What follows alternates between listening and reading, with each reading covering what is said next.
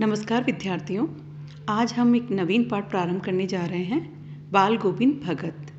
बाल गोविंद भगत के माध्यम से एक ऐसे व्यक्तित्व का चित्रण किया गया है जिनका संपूर्ण जीवन कबीर दास जी को समर्पित है। वे कबीर दास जी को अपना आदर्श मानते हैं और एक गृहस्थ साधु हैं। कहने का अर्थ यह है कि कबीर के जीवन शिक्षाओं को उन्होंने अपने जीवन में ढाल लिया है। बाल गोविंद भगत के बारे में पढ़ने से पूर्व हम पाठ के लेखक श्री रामवृक्ष वैनीपुरी जी के बारे में थोड़ा संक्षिप्त अध्ययन करेंगे और पाठ के बारे में संक्षिप्त जानकारी प्राप्त करेंगे। तत्पश्चात हम इस पाठ को प्रारंभ करेंगे। तो आइए। रामवृक्ष वैनीपुरी। रामवृक्ष वैनीपुरी का जन्म बिहार के मुजफ्फरपुर जिले के बैनीपुर गांव में 1899 में हुआ। माता पिता के निधन जो है वो बचपन में हो जाने के कारण जीवन के आरंभिक वर्ष जो है उनके कठिनाइयों और अभावों से भरे रहे। 10वीं तक की शिक्षा प्राप्त करने के बाद 1920 में वे स्वाधीनता आंदोलन में सक्रिय रूप से जुड़ गए। इस दौरान जेल भी गए और 1968 में उनका देहावसान हुआ। 15 वर्ष की अवस्था में ही वैनीपुरी जी की रचनाएं जो थी पत्र पत्रिकाओं में छपने लगी थी। बहुत ही प्रतिभाशाली थे, पत्रकार भी थे। उन्होंने अनेक दैनिक, साप्ताहिक और मासिक पत्र पत्रिकाओं का संपादन भी किया। कुछ पत्र पत्रिकाओं के नाम दिए गए हैं, जैसे तरुण भारत, किसान मित्र, बालक, युवक, योगी, जनता, जनवाणी, नई धारा आदि। गद्य की विविध विधाओं में उनके लेखन की व्यापक प्रतिष्ठा मिली है।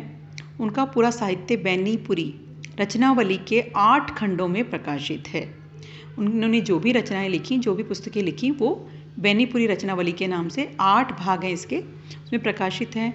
उनकी रचना यात्रा के महत्वपूर्ण पड़ाव, मतलब कुछ प्रमुख रचनाएं हैं। पतितों के देश में ये उपन्यास है, चिता के फूल कहानी संग्रह है, अम्बपाली नाटक है, माटी की मूर्ति रेखा चित्र है और पैरों के में पंख बांधकर यात्रा वृत्तांत है, जंजीरें और दीवारें उनके संस्मरण है। कहने का तात्पर्य गद्य की लगभग सभी विधाओं में उन्होंने लेखन कार्य किया है। आगे देखिए।